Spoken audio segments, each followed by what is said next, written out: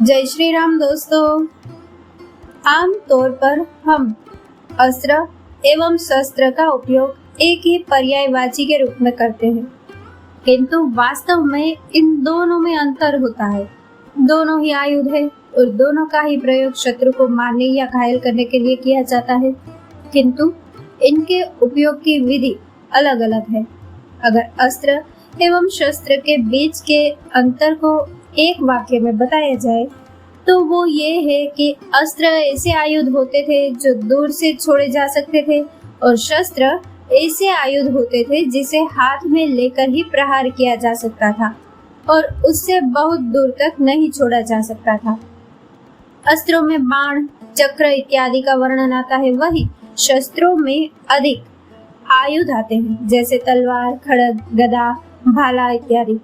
शस्त्र सभी योद्धा के पास हुआ करते थे, किंतु ये आवश्यक नहीं था कि अस्त्र सभी योद्धा के पास हो। यही कारण है कि आम भाषा में हम योद्धा को शस्त्रधारी कहते हैं, अस्त्रधारी नहीं। कुछ अस्त्र ऐसे होते थे जो बहुत शक्तिशाली होते थे और देवताओं से प्राप्त किए जाते थे, उसे दिव्यास्त्र कहते थे और उसे मंत्रों द्वारा सिद्ध और प्रक्षेपित किया जा सकता था। दिव्यास्त्र की सहायता से कोई भी योद्धा बड़ी मात्रा में शत्रुओं की प्राण हानि कर सकता था। दिव्यास्त्र कई हैं, जैसे आग्नेयास्त्र, वरुणास्त्र, पर्जन्यास्त्र, पर्वतास्त्र इत्यादि। शस्त्रों में स्वयं के कौशल और बाहुबल का परिचय देना होता था, तो हम ये कह सकते हैं शस्त्र के संचालन में शक्ति और युक्ति दोनों लगते थे। आमतौर पर दिव्य या मंत्र सिद्ध शस्त्रों का बहुत वर्णन नहीं आता है, किंतु कुछ शस्त्र ऐसे हैं जो दिव्य थे और मंत्रों से सिद्ध किए जा सकते थे, जैसे भगवान विष्णु की कोमोद की गदा, नंदक तलवार, भगवान शंकर का त्रिशूल और इंद्र का वज्र इत्यादि। अस्त्र और शस्त्रों को मुख्यतः 4 भागों में बांटा गया है। अमुक्ता, ऐसे आयुध जिन्हें फेंका नहीं जाता था, जैसे गदा, खड्ग, परशु, तलवार इत्यादि। इस श्रेणी में मुख्यतः शस्त्र ही आते हैं।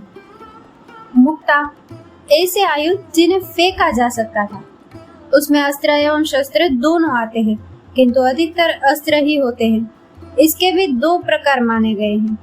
पाणी मुक्ता, ऐसे आयुध जिसे हाथ से छोड़ा जा सके, जैसे भाला, त्रिशूल इत्यादि।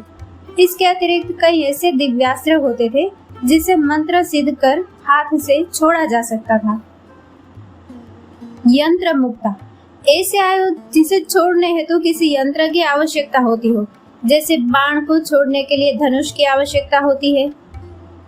मुक्ता मुक्त, ऐसे आयुध जो पकड़कर या फेंककर दोनों तरीके से उपयोग में लाए जा सकते हो, जैसे त्रिशूल एवं भाला। मुक्त सन्निवृत्ति, ऐसे आयुध जिसे छोड़कर पुनः लौटाया जा सकता हो। इसमें मुख्यतः दिव्यास्त्र ही होते थे, जैसे भगवान विष्णु का सुदर्शन चक्र देवताओं के अस्त्रों के दिव्यास्त्र कहा जाता था, जिसे मंत्र सिद्ध कर उपयोग में लाया जाता था। दिव्यास्त्र कई थे और प्रत्येक देवता का अपना दिव्यास्त्र होता था। किसी मनुष्य को दिव्यास्त्र प्राप्त करने हेतु देवताओं को प्रसन्न करना होता था, जैसे महाभारत में भीष्म, द्रोण, कर्ण और अर्जुन के पास अनेकानेक दिव्यास्त्र थे।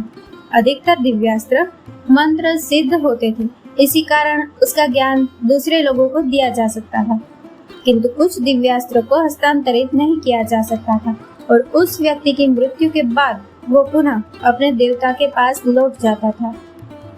कर्ण का शक्ति अस्त्र ऐसा ही दिव्यास्त्र थे, जो घटोत्कच का वध कर पुनः इंद्र के पास लौट गया। दिव्यास्त्रों से भी अधिक शक्तिशाली त्रिदेवों का व्यक्तिगत अस्त्र होता था, जिसे महास्त्र कहते थे। महास्त्रों में 3 महान दिव्यास्त्र आते थे। परमपिता ब्रह्मा का ब्रह्मास्त्र, भगवान विष्णु का नारायणास्त्र एवं भगवान शंकर का पाशुपतास्त्र।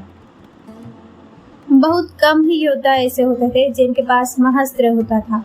महाभारत में भीष्म, द्रोण, कर्ण, अर्जुन एवं अश्वत्थामा के पास ब्रह्मास्त्र था। नारायणास्त्र केवल श्री कृष्ण एवं अश्वत्थामा के पास था और पाशुपतास्त्र केवल अर्जुन के पास। कुछ विशेष अस्त्र ऐसे होते थे जो महास्त्रों से भी अधिक शक्तिशाली और घातक होते थे। ऐसे अस्त्रों पर त्रिदेवों का ही एकाधिकार होता था और इसे किसी मानव को नहीं दिया जा सकता था। ऐसे अस्त्रों में ब्रह्मदेव का ब्रह्मशिरा और ब्रह्मांड अस्त्र, भगवान विष्णु का विष्णु ज्वर एवं भगवान शंकर का माहेश्वर ज्वर नामक शक्तिशाली आयुध का वर्णन आता है। दोस्तों, इस कथा को लाइक, शेयर और हमारी चैनल को सब्सक्राइब करना ना भूले। जय श्री राम।